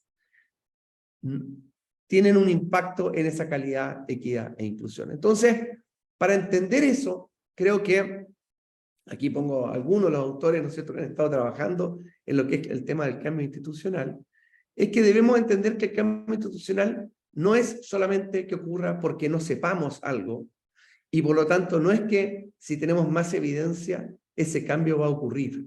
Las reglas no cambian simplemente porque nuestros parlamentarios, ¿no es cierto?, o líderes políticos, tanto de politics como de policy, ¿no es cierto?, no sepan. Muchas veces saben, pero hay otros drivers, hay otros palancas que hacen que cambie estas reglas. Entre ellas, si uno toma buena parte de la literatura y hacemos esta síntesis que estamos hablando, si ustedes quieren, sobre qué hace que haya un cambio institucional, lo que nos muestra la ciencia política, la economía institucional y la sociología es que hay principalmente tres grandes drivers. Por supuesto hay muchos, pero hay tres grandes palancas. Uno que tiene que ver con la eficiencia y la búsqueda de soluciones óptimas, ¿no es cierto? Es decir, hay una visión más funcionalista, donde decimos, a más evidencia vamos a poder llegar a mejores soluciones, y en la medida que esas soluciones resuelvan problemas colectivos, van a ser adoptadas, ¿no es cierto?, por los países, para hacer esos cambios institucionales, para cambiar las reglas de manera de poder hacer que el sistema funcione mejor. Pongo el caso de la repitencia. La repitencia es una regla de qué estudiantes pueden o no progresar a lo largo del sistema educativo. Bueno, cuando sistematizamos evidencia, ¿no es cierto?, y el IEF nos muestra el impacto negativo que tiene en términos de aprendizaje, y a eso le sumamos lo que sabemos que tiene el impacto negativo en términos de la trayectoria de los estudiantes, porque muchos terminan abandonando. Y además sabemos que genera un mayor costo, ¿no es cierto?, porque ese estudiante, por supuesto, está un año más. Nos damos cuenta que a nivel de solución de eficiencia, no debiera haber repitencia, al menos en la gran mayoría de los cursos.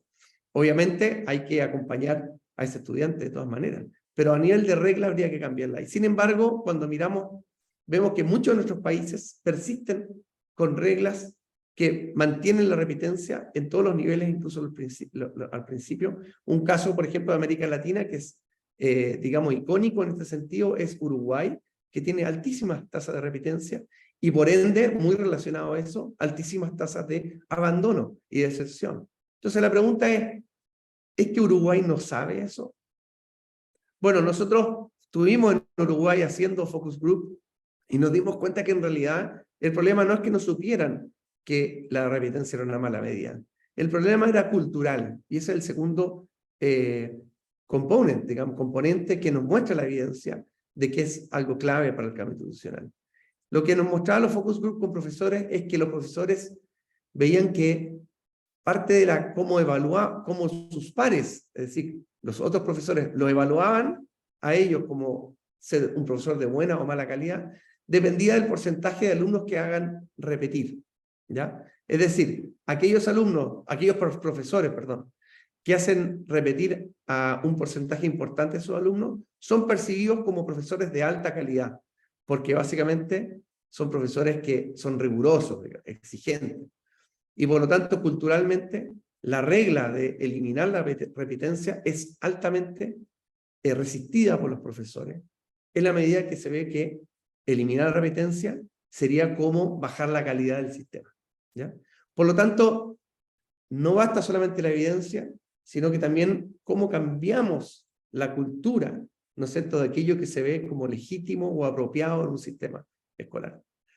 Pero para quienes hemos estado envueltos, y en eso he tenido el honor de estar involucrado en cambios legislativos, ¿no es cierto?, en discusiones en el Congreso, en el caso de mi país, es que uno sabe que el cambio de reglas en educación ocurre principalmente a partir, y está bien que sea así, dado en una democracia, a partir de la discusión de grupos de interés que tienen distintas ideologías, distintas perspectivas de lo que es bueno o malo para el sistema educativo. Y a veces, claro, también intereses corporativos, que muchas veces no necesariamente son los que están, ¿no es cierto?, realmente protegiendo el bien común.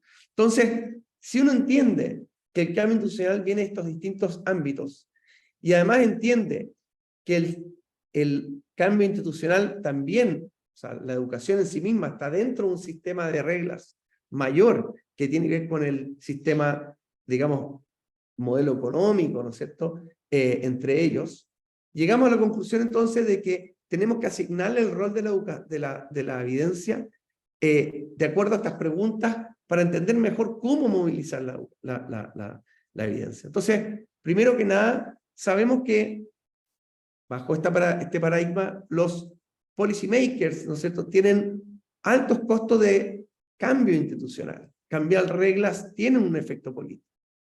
Y por lo tanto, estamos llamados, como las instancias que estamos acá, la OECD, Education.org, IEF y varios más que estamos en este tipo de cosas, a entender mucho mejor el ciclo político, ¿ya? No solamente de policy, pero de politics, ¿no es cierto?, de la política, para poder entender entonces dónde, cuándo y cómo incidir mejor en ese proceso político, ¿ya?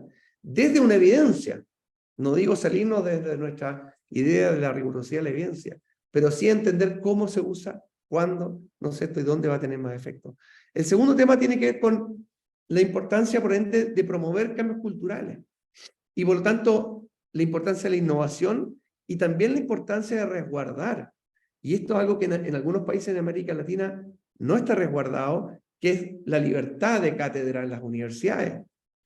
Sabemos en países, por ejemplo, en algunos países de América del Sur, y lo hemos hecho en algunos estudios de ecosistemas, donde los académicos dicen que si ellos critican una política pública, al año siguiente el financiamiento que viene del Ministerio de Educación se les reduce. Entonces, es importante entender que la evidencia, ¿no es cierto?, tiene que estar protegida de estos sesgos políticos para promover justamente este cambio cultural. Por otro lado, también sabemos que la policy making tiene, por supuesto, en la política tiene un horizonte de tiempo que es menor al horizonte de tiempo que requieren las políticas educativas. Y por lo tanto necesitamos generar agendas y networks, redes, que sostengan estos acuerdos sociales más allá del gobierno de turno y por lo tanto pasar de políticas de gobierno a políticas de Estado, ¿no? Y finalmente, como digo, por supuesto que también los policymakers a veces no saben, ¿no es cierto?, cuál es, digamos, lo que está mostrando la evidencia, ¿no? Acordémonos de incluso el presidente del banco, del FED, del Banco, ¿no es cierto?, Federal en Estados Unidos, Greenspan, cuando dijo que el modelo que ellos tenían para la inflación estaba simplemente malo y que ellos no pudieron ver nunca la crisis que venía del 2008 porque los modelos que tenían de crecimiento y de inflación estaban simplemente malos. Eso nuevamente a nivel del Banco Central de Estados Unidos, ¿no? Lo que quiero decir es que a veces también las instituciones más especializadas pueden tener los modelos erróneos y por lo tanto la importancia de los ecosistemas de innovación. Entonces, con eso en la mente, quisiera entonces decir esto es más complejo obviamente, de lo que hemos visto, en el sentido de lo que se conversa en la arena pública. ¿Qué es lo que hemos visto como movimiento de esta revolución de la evidencia? Bueno, uno puede agrupar que hay un primer movimiento, ¿no es cierto?, en los 80 y 90, que vino con el New Public Management, que básicamente fue una agenda de tratar de poner indicadores e información y resultados de lo que hace el Estado. Después nos movimos hacia los RCTs, ¿no es cierto?, como una manera importante y, por cierto, valiosa de dar de identificar los impactos. Pero después nos dimos cuenta que los RCTs no siempre eran consistentes. Y por lo tanto, tal como mostraba John, había que sistematizar, ¿no es cierto?, hacer systematic reviews. Pero el systematic review por sí mismo no era suficiente para movilizar la evidencia, y es por eso que hemos estado ya en esta cuarta wave que tiene que ver con generar agencias de intercambio, de diseminación de evidencia. Pero eso es una manera nuevamente, y si bien es importante, es más bien lineal. Y la invitación entonces es a mirar esto desde el punto de vista de ecosistemas, que un poco esta cuarta wave de crear estos agencies, pero que las agencias por sí mismas no van a ser suficientes. Quisiera muy brevemente decir cuál es la situación de los ecosistemas entonces en América Latina, a partir de la investigación que hemos realizado en 8 países del sur global, desde Suma. Primero que nada, es decir, hay que decir que la generación de evidencias del sur es sumamente limitada, ¿ya? ¿Por qué es limitada? Bueno, es limitada entre otras cosas porque, como sabemos, ¿no es cierto?, el conocimiento es un bien público, es difícil de proteger, más allá de que uno pueda poner algún tipo de copyright o patente, por definición, ¿no es cierto?, es muy difícil de proteger, y por lo tanto, como todo bien público, en general se tiene que financiar con financiamiento público, que es justamente el que el Global South no tiene, ¿no es cierto? Y por lo tanto, que lo que ocurre es que la mayoría de la evidencia es generada desde el Global North, desde el norte global. Las metodologías, las teorías y las agendas vienen del norte global. Y incluso cuando abarcan temas del sur global, son hechas por investigadores del norte global. Aquí hay, por ejemplo, en este gráfico, esto solamente para efectos demostrativos, estos son revistas científicas del ámbito del desarrollo económico y social. El 73% de los artículos vienen del norte global. Y apenas 16% del sur global. Esto muestra simplemente el sesgo que hay en temas de la producción de conocimiento. Y eso obviamente hace que, tal como nos mostraba Nora en el caso de la OECD, que ya, si para el norte global es poco relevante, imagínense lo que es para el sur global, ¿no? Lo otro que vemos, muy brevemente, que tiene que ver con que hay muy pocas instancias, y por eso la importancia de KICS y el trabajo que venimos haciendo con GBE y IDRC a través de estos hubs, es que hay una baja intensidad de lo que se llama face-to-face exchange, o sea, intercambios cara a cara. Y sabemos por la teoría del conocimiento, de que el conocimiento, una parte del conocimiento es explícita, pero una parte muy importante del conocimiento es implícita, es decir, no es codificable a través de un paper o se puede poner en papel. Solo se puede aprender en la interacción, cara a cara. Y sin embargo, hay muy pocos instrumentos de financiamiento de intercambio entre países. El otro tema, para aquella parte del conocimiento que sí es codificable, o sea, la parte explícita del conocimiento, sabemos que la diseminación se hace especialmente a través de revistas, ¿no es cierto?, del norte global, como por ejemplo Springer y otras, que son grandes holdings de revistas científicas, que obviamente publican además en inglés. Por lo tanto, lo que vemos nuevamente es que hay una falta de posibilidad de no solamente acceder, por los costos que significa acceder a esas revistas, sino que también de poder diseminar aquel conocimiento que se genera desde el sur, por no contar con esos altos canales de difusión. El otro tema obviamente tiene que ver con que la validación, ¿no es cierto?, lo que Foucault llamaba gatekeepers o la validación del conocimiento básicamente tiene que ver con, bueno, con sistemas de reconocimiento que son en muchos casos otorgados a través de seminarios, premios, etcétera, que están más bien localizados en el norte global. Y para terminar, 3 temas importantes que tienen que ver con la baja inversión en I+D que hacen los países, la inexistencia o muy débil gobernanza que hay en nuestros países para poder canalizar las prioridades más importantes para las cuales se requiere investigación y desarrollo, y la baja intensidad de colaboración entre universidades y el Estado. Quisiera ir terminando simplemente poniendo 2 casos de cómo de la importancia de los ecosistemas. Este es un estudio que hicimos desde Suma, que es cuantitativo, pero tiene que ver con cómo influye la evidencia en la discusión normativa, ¿ya? Y la importancia de los ecosistemas. Muy brevemente, hay 2 grandes leyes que se han realizado el año 2008 y el año 2015, en el caso del sistema educativo chileno, la ley de subvención preferencial y la ley de inclusión. Aquí está cada una en una de las columnas. Y lo que quisimos mostrar es que desde el 2006 al 2015, entre medio de esos 2 años, hubo una especie de, si ustedes quieren, casi como un experimento natural, que fue el año cuando se creó una cantidad importante de centros de investigación financiados por el Estado, y se fortaleció la formación de manera muy importante de investigadores.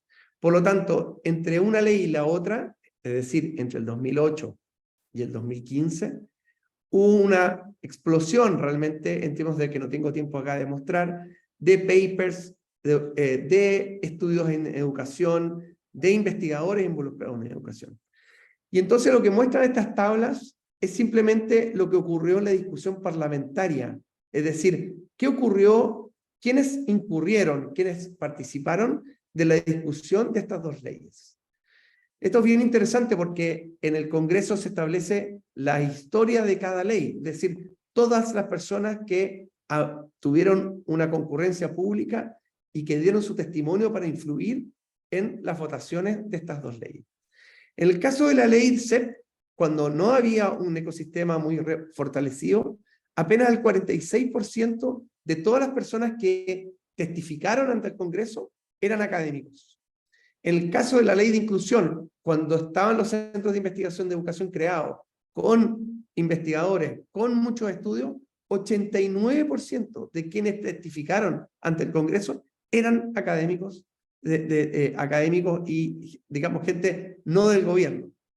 Acá abajo podemos ver que los researchers en una ley eran apenas el 15% y se más que duplicaron en la ley de inclusión. Esto simplemente para mostrar cómo cuando hay un ecosistema robusto, esto logra permear incluso en el proceso político, que uno pensaría que es donde no hay mucha incidencia desde la academia. Finalmente, y muy brevemente ya en un último minuto, quisiera mostrar qué estamos haciendo en Suma para efectos de, simplemente 2 ejemplos, para efectos de lo que es la movilización de evidencia en política. Y quisiera hacerlo con 2 ejemplos. Un primer ejemplo que tiene que ver con cómo movilizamos buena parte del trabajo que hace el Education Endowment Foundation a partir de su plataforma, pero lo pusimos al servicio de una política nacional, en este caso en Panamá, que fue la política nacional de recuperación de aprendizaje. Lo que hicimos fue, primero que nada, priorizar a partir de la plataforma, ¿no es cierto? Básicamente priorizar cuáles de las prácticas pedagógicas que están basadas en evidencia le hacían más sentido culturalmente a Panamá. Segundo, una vez que hicimos eso, pasamos del qué al cómo.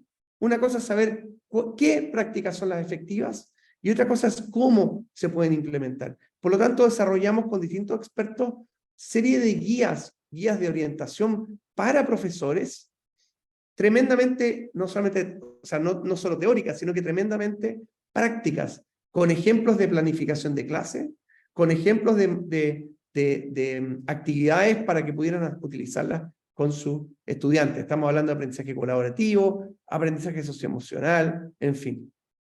También desarrollamos un mapa de innovación, es decir, identificamos en qué países estaban implementando prácticas innovadoras en estas 4 prácticas, donde que fuera más que una práctica pedagógica, sino que un modelo a nivel de programas en la escuela como un todo. Y finalmente, lo que hicimos fue realizar distintos encuentros pedagógicos con profesores, y lo más importante, que es esta plataforma Esther, realizamos un curso, un webinar, donde se capacitaron los profesores panameños y se les hizo clase híbrida sobre cómo se hace una buena clase de comprensión, o sea, de aprendizaje colaborativo, etc. Fueron cursos que se hicieron de manera intensiva durante 2 semanas en el verano de los profesores, pero que después se transformó en proyectos de mejoramiento educativo para los profesores. Eso es un ejemplo. Y el segundo, muy brevemente, que ya no es a nivel digamos, profesores en servicio, sino que educación inicial. Y aquí simplemente mencionar, este es un proyecto que estamos terminando, ya estamos en la última etapa, que es, estamos reformando el currículum de formación inicial de los profesores del Caribe. Esta es una universidad, University of West Indies, es una universidad que abarca más de 10 países, 10 islas del Caribe, es de manera casi hegemónica o única, y por lo tanto este currículum va a tener un efecto en 10 años, estimamos en 22% del stock de profesores del Caribe, y lo que estamos haciendo es reformar el currículum basado en evidencia en 3 grandes temas. 1, prácticas efectivas. 2, en temas de inclusión, cómo hacer que los profesores sean más inclusivos en sus prácticas y de construyendo sus valores. Y 3, en términos del practicum, cómo hacemos que efectivamente los profesores aprendan a partir de experiencias significativas. Simplemente quería mostrar ejemplos de cómo ir hacia adelante. Y para terminar, como a nivel de final thoughts, decir simplemente que creemos que hay que seguir promoviendo la evidencia desde el sur global.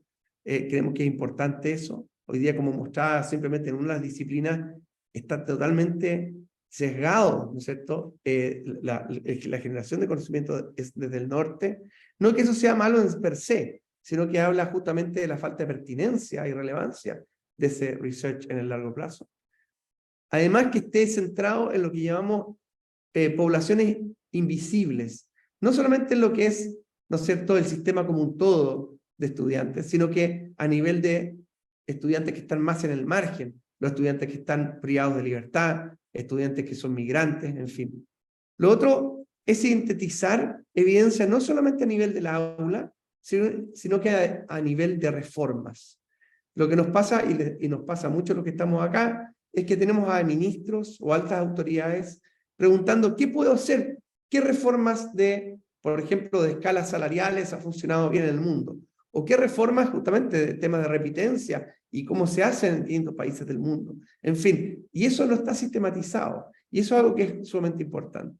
Tercer punto es que hoy día se ha transformado en una palabra muy importante la escalabilidad, ¿no es cierto? Casi un buzzword, scaling, ¿no es cierto? Impact, pero creemos que hay que tener cuidado en un solo tema.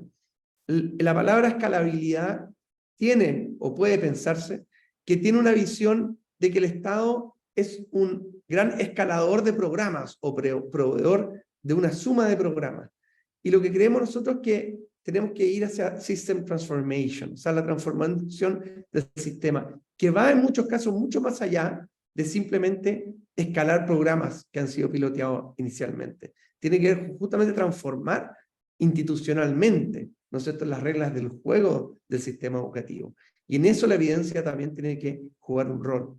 Por lo tanto, tenemos que fortalecer los sistemas de I+D, y para eso tenemos que, obviamente, comprometer a los gobiernos de un principio en el uso de la evidencia, no al final del proceso. Segundo, tenemos que comprometer a las universidades y otros actores del sistema para que efectivamente sean y permitan generar puentes entre una administración y otra, transformando estas políticas en políticas de Estado.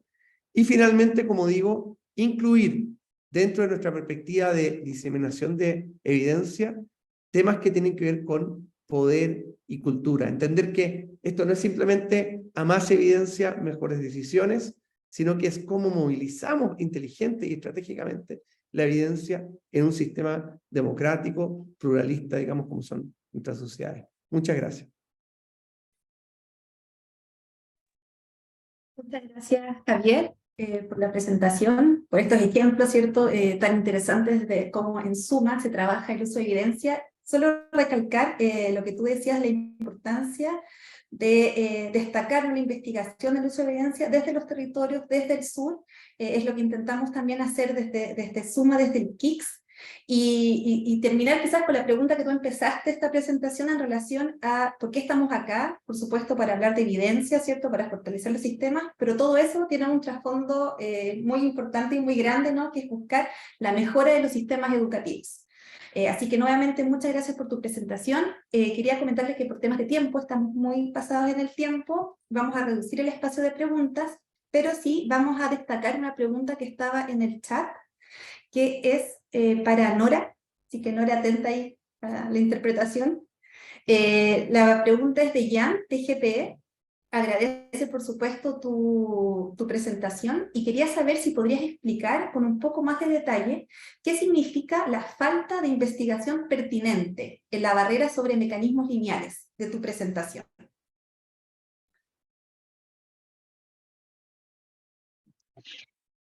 Thank you. It's funny because the person asked this question right La after my persona hizo esta pregunta después de mi presentación. Creo que Susan, John y Javier pueden responder muy bien a esta pregunta. En la encuesta que hicimos, no definimos lo que nosotros queríamos conocer era la percepción de los ministerios, si lo percibían relevante para sus propias necesidades de política, si percibían ese tipo de investigación relevante. Entonces es solamente una percepción y luego Susan elaboró muy bien qué es lo que significa relevante para una política y Javier enfatizó en la relevancia en cuanto al global, al sur global y al norte global en el contexto y todas estas son aspectos muy importantes.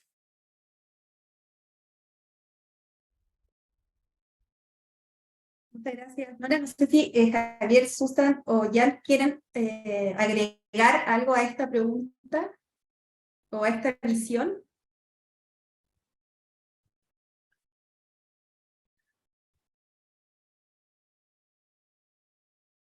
Si no es así, quiero...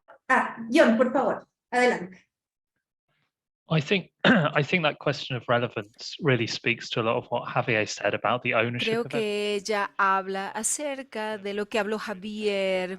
Pensamos muy cuidadosamente cómo trabajamos con el uso de la evidencia. Si la evidencia muestra que las personas en el sur global no están generando evidencia en la conversación con todos los participantes, entonces raramente van a hablar de las preocupaciones relevantes y creo que la relevancia tiene diferentes aspectos. No puede ser solamente de los resultados, sino también puede ser hacer de los enfoques, de los resultados, de la propiedad de lo que se produce. Eso creo que puede ayudar a responder un poco esa pregunta. Yo estoy de acuerdo que nos recuerda que pensamos ¿para qué quieren utilizar la evidencia que están produciendo? Y queremos pensar en eso desde el comienzo, desde lo que trabajamos, qué preguntas se utilizan, cuál es el resultado que se busca. Muchas gracias.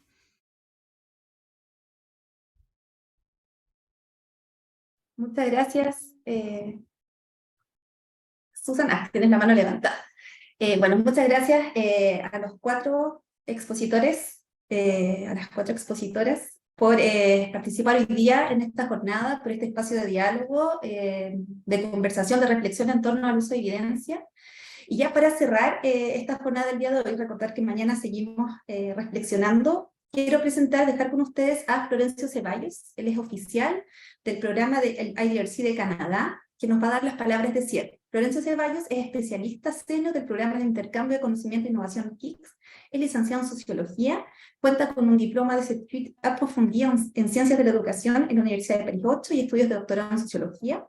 Florencio tiene más de 20 años de experiencia en diseño e implementación de programas globales en desarrollo internacional y apoyo a la investigación. Gracias, Florencio. Gracias, Maciel. Voy a ser muy breve porque ya veo que nos quedamos sin tiempo, desgraciadamente. Ha sido muy interesante todo lo que se ha conversado hoy día y yo lo interpreto, lo escucho además muy específicamente en el marco de lo que a nosotros nos toca hacer desde el Knowledge Innovation Exchange, desde KICS y más en general del trabajo que desde IDRC, del International Development Research Center, venimos desarrollando hace décadas. Y esta conversación que ustedes están teniendo y estos datos que están teniendo podrían ser muy fácilmente transferibles a otras áreas, digamos, en las que, por ejemplo, IDRC trabaja, como, por ejemplo, seguridad alimentaria, como, por ejemplo, desarrollo económico, u otras áreas en que los países también requieren de evidencia para desarrollar mejores políticas. En el caso de IDRC, voy a ponerlo aquí en algún momento, hemos desarrollado un marco, digamos, para entender nuestra investigación, que es el RQ+, es un marco un framework para entender la calidad de la investigación orientada al desarrollo, pero quería señalar específicamente respecto a KICS que estos elementos que ustedes han mencionado son específicamente los que hemos tratado de combinar, investigación que sea aplicada, que sea localizada, lo cual no quiere decir solo investigación para un país, sino que se involucran localmente los actores involucrados, que sea orientada hacia la escalabilidad de, por ejemplo, las innovaciones que se están estudiando, que rescate las prioridades que junto con GPE se han ido desarrollando como prioridades de política educativa en esos países. Pero además, y con esto quisiera terminar, dos cosas. Por una parte, entender que en el caso nuestro al menos, trabajamos en contextos muy difíciles muchas veces, en que ni esa institucionalidad, ni la capacidad de investigación está necesariamente ahí, en países en conflicto o saliendo de situaciones de conflicto, etc. Y eso también tiene una nota metodológica, que tiene que ver con, Javier lo señalaba en su intervención, con cómo uno desarrolla investigación local, aplicada, relevante, en la cual participan investigadores locales como parte de los equipos y los lideran, sin caer, entre comillas, en la dictadura del RCT. Es decir, nosotros estamos desarrollando mucha investigación que es de tipo más cualitativo, que es de tipo muchas veces codiseñado con actores locales, que es muy localizado, pero que entendemos que para ubicarse en ciertos debates, en ciertos espacios públicos de debate de evidencia, necesitamos hacer más, porque la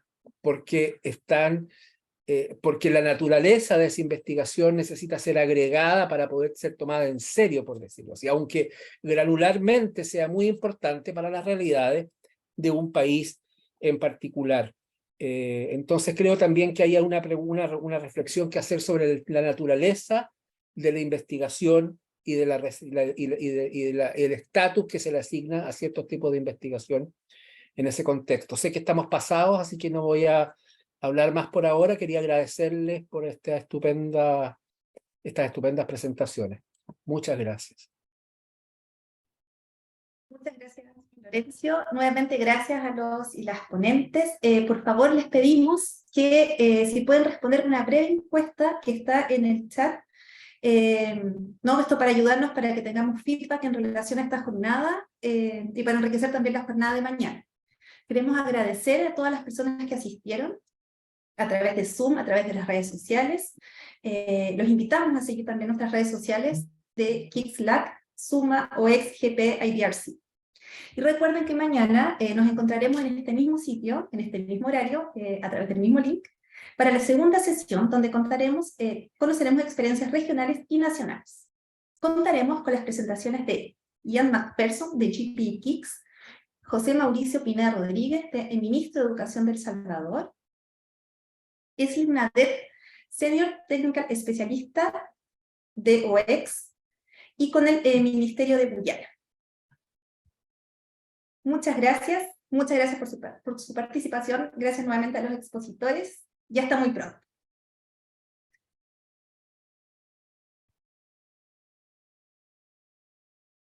Thank you, everyone, for being here. Thank you, Susan, Nora. Gracias a todos, gracias Susan, Jonathan, Nora. Muchas gracias a todos.